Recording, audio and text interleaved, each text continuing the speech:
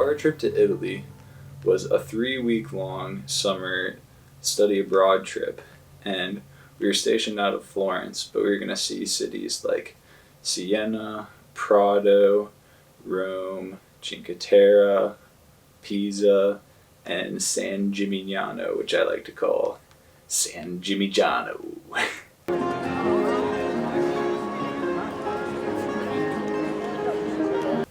So when we arrived in Florence at the airport, we had to get a taxi ride from the airport to our apartments that we were going to be staying at for the whole trip.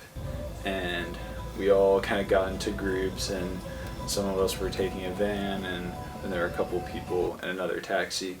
But we went over to the taxi, and the guy who was driving the taxi insisted on getting all of our luggage for us. I wanted to keep my backpack with me because I like to take my backpack everywhere, but he was like, no, it must go in the back. And I was like, okay, whatever. I wanted to film during that, but he took my backpack, which had my camera in it, so I couldn't film what would turn out to be one of the craziest taxi rides that I've ever taken. We flew down the streets just like super fast, and all these cars were merging in and out of lanes, and I was kind of nervous for my life the whole time. Finally arrive at our apartment, and we get out, we grab our bags, ring the doorbell, and we hear this voice calling out like from somewhere. Hey, like, I can't remember what she said, but it was like, hey, up here. And we were like looking around, like, where is this voice coming from? And we looked like way up, and there's this cleaning lady who is gonna let us into our apartment, and she like buzzed us in, and we hauled our stuff up, and she kind of showed us around, but she actually didn't know any English at all. And at this point, we didn't know any Italian, so we were trying to communicate with like pointing and hand gestures, and like this is the bathroom, this is where your beds are. I don't know, but we eventually figured it out. We got moved in after that kind of crazy experience, and we were like, all right, I guess this is Florence. Taylor, don't you think this is the perfect time for an interview?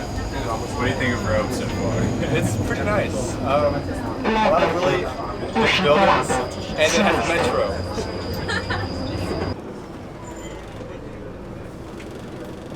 Everyone sing The Wheels on the Bus. Just kidding, don't really.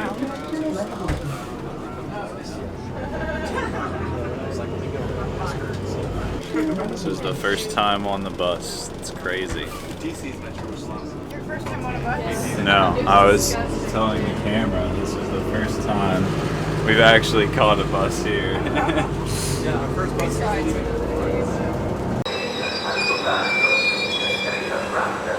We did take the train to a lot of the cities that we went to, which was, for the most part, a really good experience. We caught all the trains. We actually did. There was a time where we we're gonna go on a hike, and we had a certain bus, the number 7 bus that we were supposed to be catching, and all the buses come to this one square. I forget what it's called. I think it's like the Piazza San Marco or something. And so we all met up there, and there were other Kappa students who were going, and apparently I guess they caught the bus, but we missed it, and it actually ended up turning out really well because we went on our own hike up to the Piazza de Michelangelo, which has this really beautiful overlook of the whole city, and we saw a super cool church up there. We hiked up a little bit further than kind of where everyone else goes and found this slightly secluded spot with just an amazing view of the city. And it was really cool because even though we didn't get our original plan to work out, we found something that actually I think turned out better, which is just kind of how you have to experience the city, I think.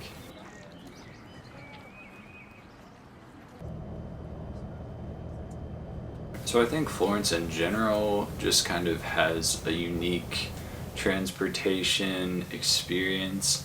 I talked a little bit about our crazy taxi ride in. Would not recommend taking a taxi or riding a motorcycle. Those people are crazy. I don't know how they don't like die. We actually had multiple people or a group of students on the trip see 2 accidents happen like back to back in the span of a couple of minutes on the streets. So it really is dangerous. I almost caught an accident on film, or I caught what was almost an accident as I was just taking a panorama. This kid almost got run over by a bus, or not a bus, a minivan, or maybe it was a Prius, I don't know. They're everywhere. But I think there is a really unique experience about just exploring the cobblestone streets and the feel of these really high buildings on both sides as you walk down the sidewalks, and you have to have kind of a hyper awareness so that you don't get run over. You have to be constantly like checking over your shoulder, and then you'll like walk in the middle of the road kind of because there's so many people that you have to get around somehow, and you end up having to be really aware, which I think creates this atmosphere of just something really unique to Florence. I was at 29.5 and I was like, I can't do it. I gotta go to bed. I know. How many miles did you have? I'll check when we get off the train. 14.1 or something. Oh dang.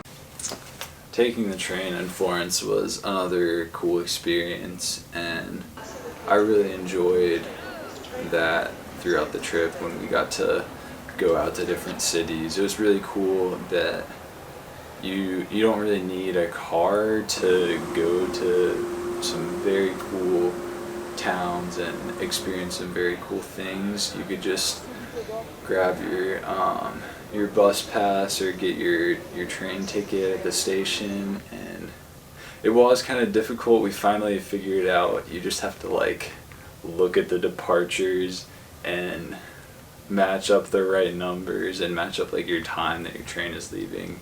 Figuring out the platform was definitely a little bit confusing, but the nice thing is once you're on the train, especially in first class, which is the train that we took to Rome, it's just this nice kind of quiet atmosphere of a good commute, and you get to look out and see the countryside of Italy, which in so many places is just really beautiful, and all these fields with the olive trees and the vineyards, and it's just surreal.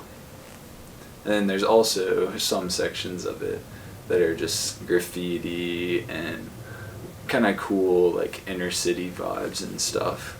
But I think as a group we really enjoyed the train rides as a time to kind of relax and regroup as we went to other cities, for the most part when they weren't really stressful and kind of the longer ones. So our class was really centered a lot around the art and the history of Italy. So we explored a lot of museums and went to a lot of different churches, especially around Florence, which I think was probably the real substance of the trip. The top for me were definitely Santa Maria Novella Church, which was a little bit smaller than more famous ones like the Duomo, which everyone goes to, and even Santa Croce. But I think it was a really cool experience because we got there early and it was less crowded, and there was just so much to see as far as art, and just the decoration of it was just amazing, and all the detail of it. And I spent a long time in there just filming all the different rooms and all the different paintings and stuff. Alright, so I'm here at the Santa Maria Novella Chapel, or crap, I guess it's a basilica, and as you can see, very large and very beautiful. And I think from the different, what were these? These were marked from different, like, they're grave markers, but what did speaker say? The guilds, was that it? They're from different guilds? Probably so, yeah. Okay. I mean, that would be my guess. I don't know.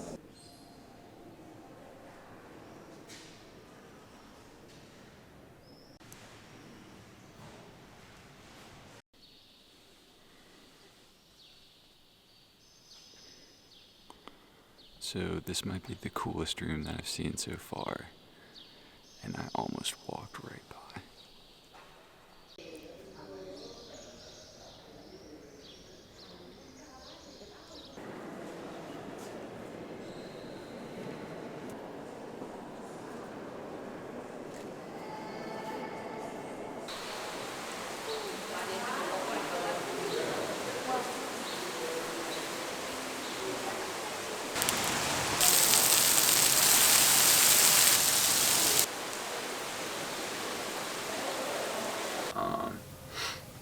Some other places that we went were the Uffizi Gallery, which is just so cool, has so much artwork. We got there right when they opened and ran upstairs to the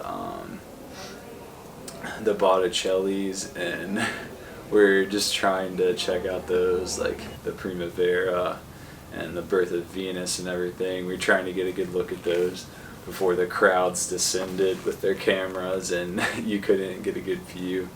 And it was just amazing to look at the details of those and get up close and see just some of the work with like fine gold brush strokes and amazing just textures and details that these painters painted hundreds of years ago.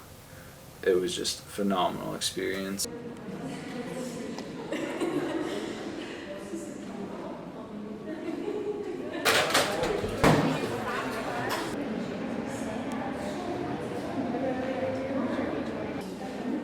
I remember it's like the Holy Spirit up top and the dove, and then Mary. Yeah. Oh yeah, the lilies did like represent, yeah. I wasn't touching it, I was just looking, I swear.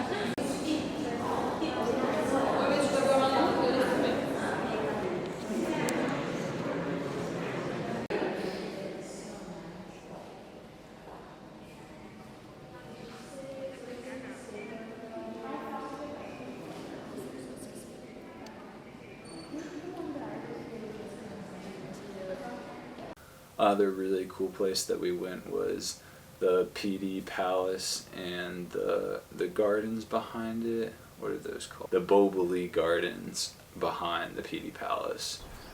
So we explored those for a long time, and just really nice large garden, has cool views of Florence, and overall it was great to just have a little bit of time to relax and walk around a little bit without like speed walking somewhere. And then afterwards the PD Palace Museum, which is, I guess, it used to be the vacation home of the Medicis, but it's now a museum on the inside.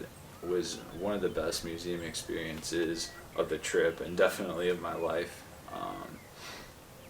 It was so much quieter than the other museums, and you really got to experience the pieces close up, as long as you didn't get too close and it beeped at you, which some of the museums did. But it was just a very intimate viewing experience, which I really appreciate, and there were a lot less people there who were like obnoxiously taking photos like most of the people do at the museums in Italy. So it was just so much better of an experience for me.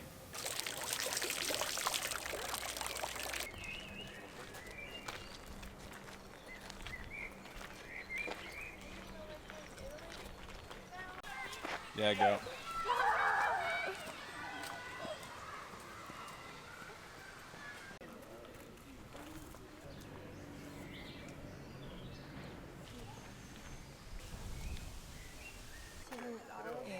Okay, I'm going to talk about the experience of climbing the Duomo. So I would honestly recommend climbing the Duomo way more than going inside, even though it's massive and really impressive compared to some of the other cathedrals in Florence. It's honestly kind of disappointing, like it feels sparse. There's just not that much decoration and not that much artwork that you can really experience in the inside of the Duomo, but the climb to the top is crazy. Oh my gosh!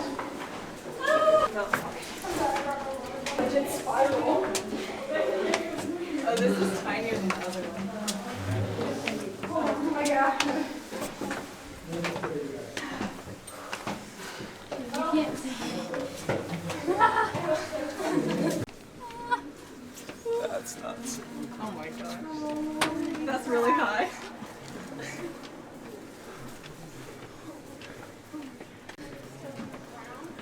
So we are up top. Whoa, that's...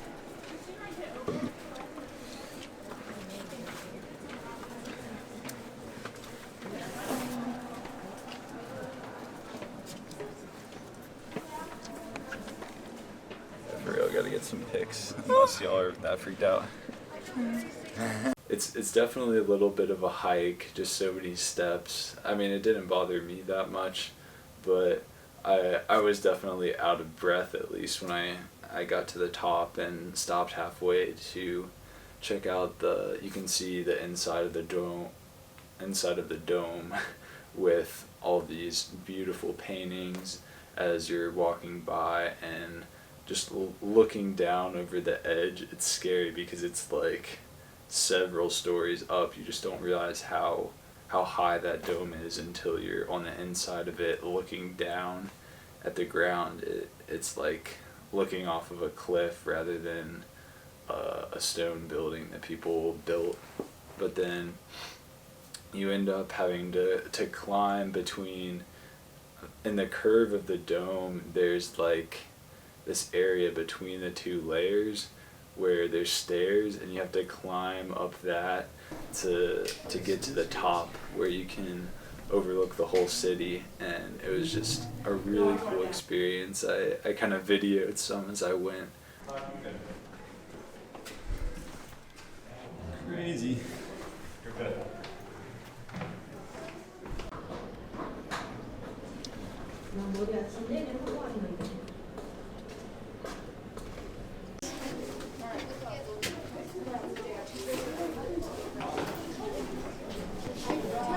Tell me which one it is.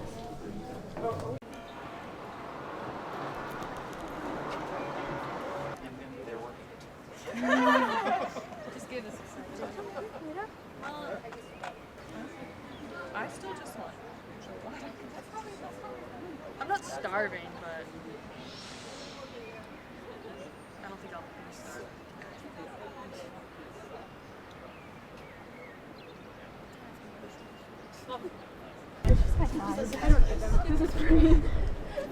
Wow, crazy. No, look at me, I'm gonna do it. You're looking over here, kind of like in arms, and you like.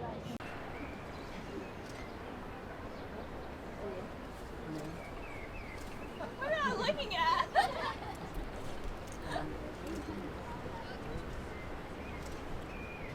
Yeah. Video Taylor. You look awkward. It's like, I don't know what to do. You look awkward. The fact that you don't have a string around that makes me very nervous. I'm better confident. Yeah, we'll see. I'm pretty excited too. It's gonna take a long. To edit and stuff, it's gonna be nuts. Suspicious.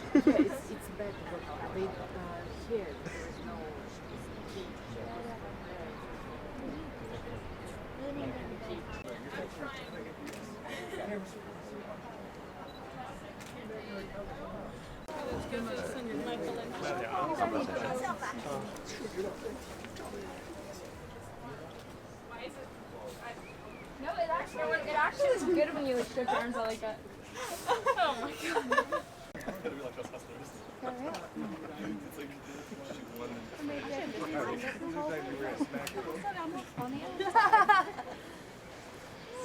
I started crawling.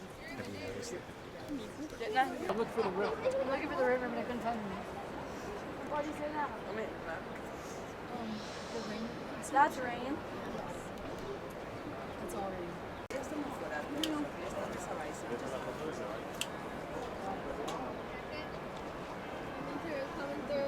You Look right at the camera. Hope it's weird. myself, I was crawling. Well, like, okay, that's the line when I took a 2-second breather and you were. Yeah, the very first second. Oh my god. We were like, Yeah.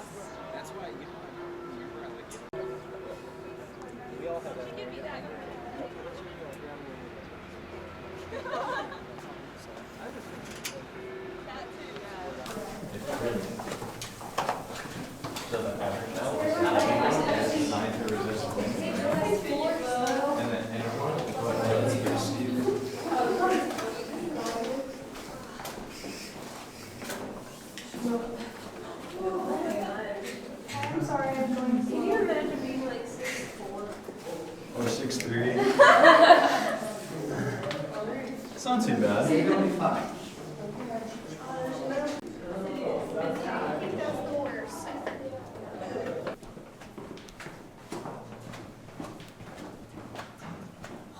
Right there.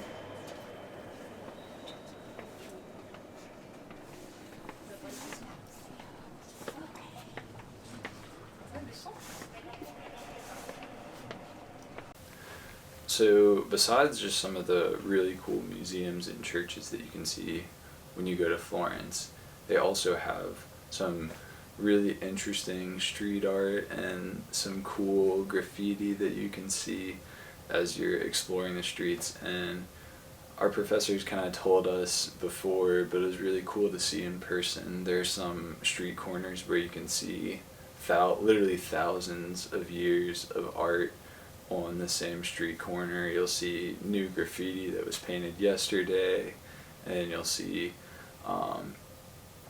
buildings that date back from the Renaissance and then the Middle Ages, and it's just all these layers of history, which I think is a really cool part of the city, and in general just makes the experience kind of it's just really interesting. There's a lot to see, and it's kind of sad too, though. At the same time, there's all this beauty and all this art and all this history, but it's kind of distracted from and detracted from by the tourism and just how busy and how crowded it is. There's always people trying to like get their pictures for their social media in front of whatever, like whether it's the Duomo or just snapping a picture in a museum and then walking on to the next room, which was something that we experienced a lot, and it was kind of sad because there are these incredible paintings that people like don't really care about, and they're just, I don't know. I think our culture has kind of done a lot of things that have hurt Italy in that way. So overall, my experience in Italy was so good. Saw some really amazing museums, really cool churches and cathedrals, and in general just got to experience a culture that I wouldn't normally have like that perspective.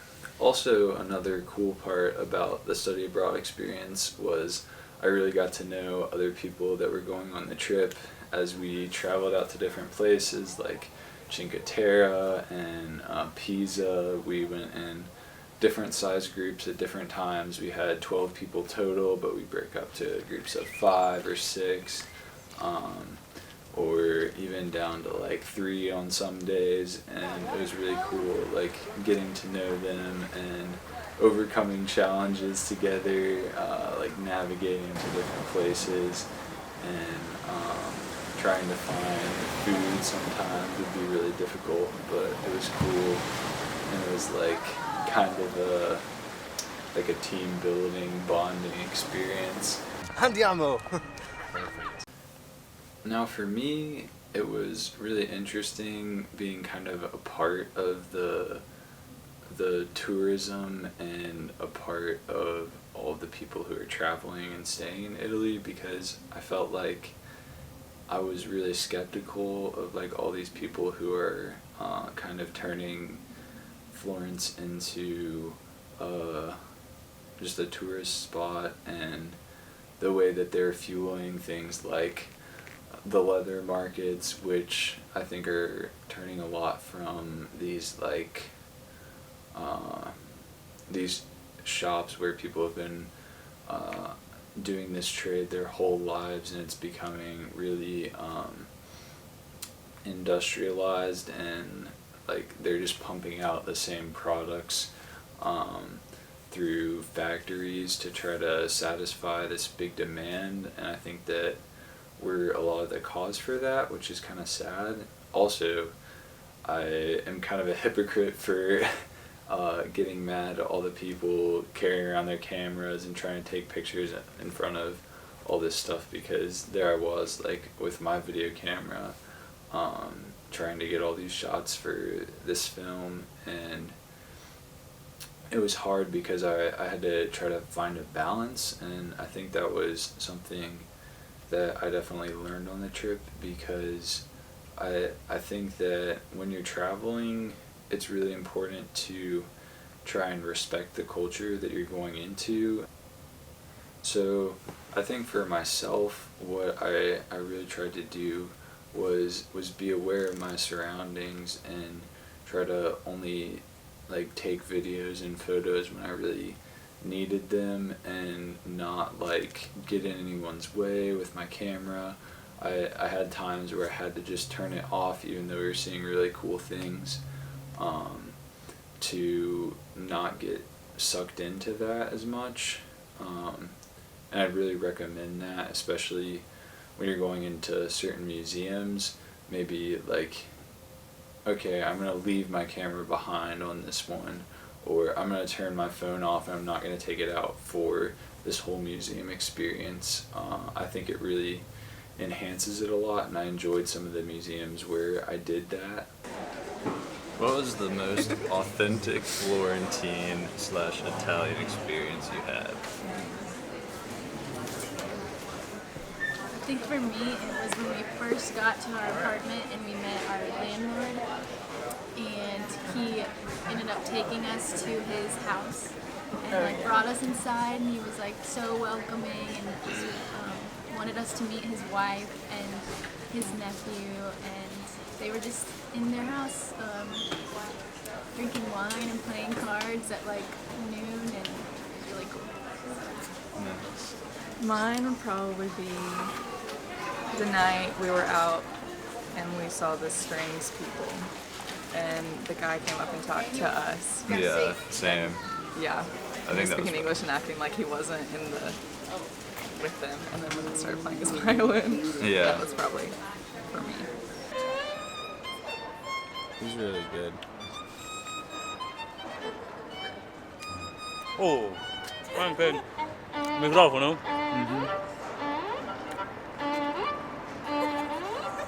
It's a shotgun mic. It's for the win. Yeah, I know. Oh yeah. I know. In Italy, many years ago when I was child, I'm 32, no, 33 in December.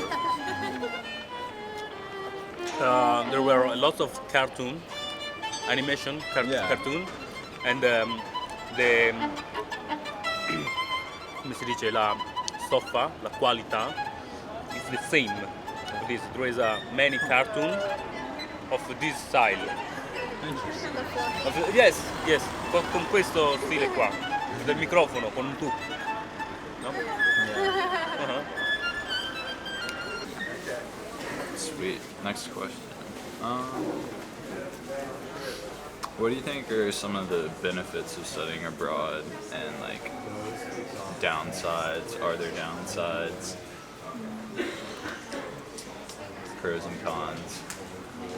I think, like you already said, like perspective of another culture, because we're not in a hotel, so you get like, I guess, immersed more so into what the culture is, I guess. I mean, obviously you don't become Italian, Yeah. but like, yeah.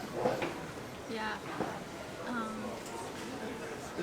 It's hard to explain what I mean. And just like looking in at a people group and being outside of it is really interesting, because I feel like you can see like the negatives and the positives about that people group, and then you can kind of take it back and apply it to your own life. And also like moving away from home, you can look at your own life and like look at the negatives and positives back home. I don't know, it just takes you out of your situation and your circumstances. Yeah. Like perspective Yeah, and stuff. total new perspective change. Sweet. I'll be like, what was your favorite thing you ate on that trip? There we go. Gelato, and to drink was orange juice. The fresh orange juice was probably one of my top, almost to gelato. That is very true. Best thing I ate, that tiramisu last night. Yeah. Nice. That was my favorite. Alright, 2 more questions.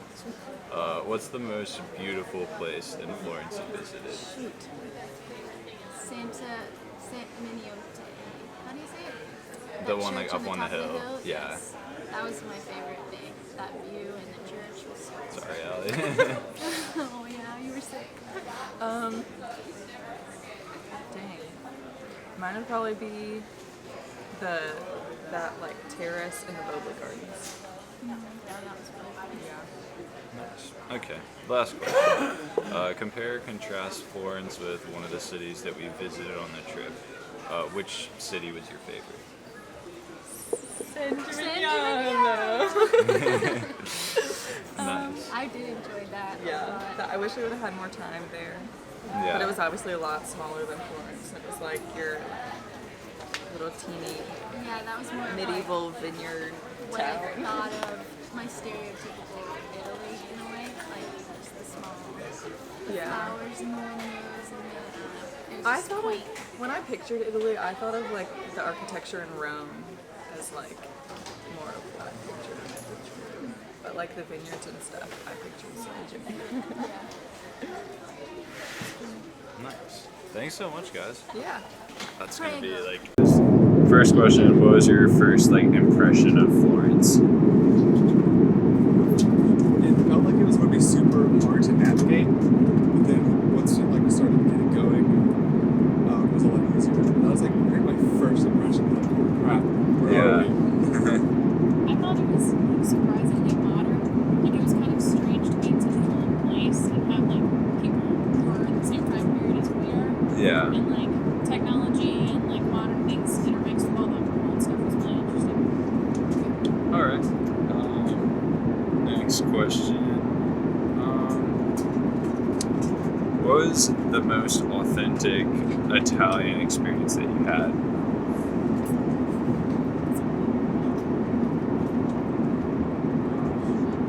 What is Italian? Or just like, what was an authentic experience that you felt you had? I think the most authentic was like going out to dinner and spending like 8 hours in one place. Yeah. Not actually 8 hours, but like we spent at least 4 hours in multiple places for dinner, just being like doing our stuff.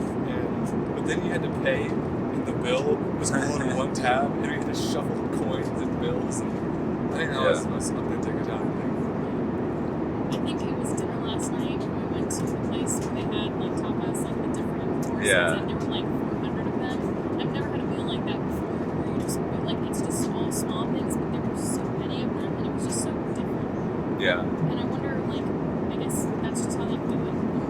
But I guess that goes along with staying at dinner for really long times. Yeah, I guess the food's a big part of it for like experiencing the culture and everything. Question: what was your favorite thing that you ate or drank?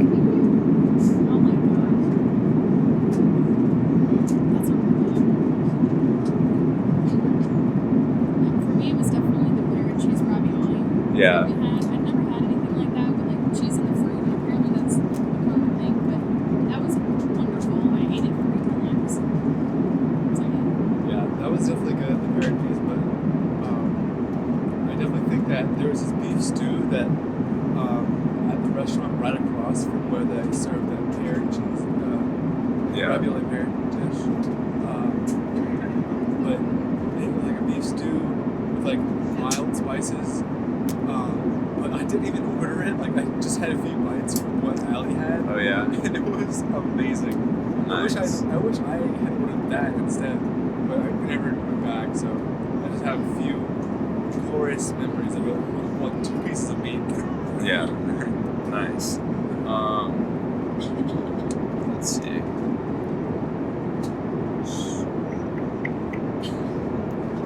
What do you think are some of the benefits of studying abroad? And are there like downsides to it? Pros and cons kind of thing. First thing that popped into mind is it forces you to interact with the culture, which I mean it seems like a given, but until you like if it's your first time doing a study abroad, you have no idea what it's going to be like. You're just thrust in the mix of everything, and you learn super fast. Yeah. Because you're surrounded by it all. But the downside is you might not know what you're doing all the time. You might make mistakes that can get you in danger. Yeah. I think like a pro would be learning how to be independent, like having to figure out. I know for me, navigating is very important. You can take a little break. Okay, resume. Okay. You're talking about. I was asking what would. So, Yeah. like for me, I know I'm really bad at navigating places, so it was really useful to like be forced to figure out the lay of the land and like get places on your own. And I think Florence is a really good city to do that in. So I guess most studying abroad experiences are going to teach you some sort of independence. I think the hardest part, it's not really a con, it's just a difficulty, is like the language barrier. It makes it hard to communicate, and I think it would be cool to go somewhere where you know the language, because I think that would really Yeah. experience.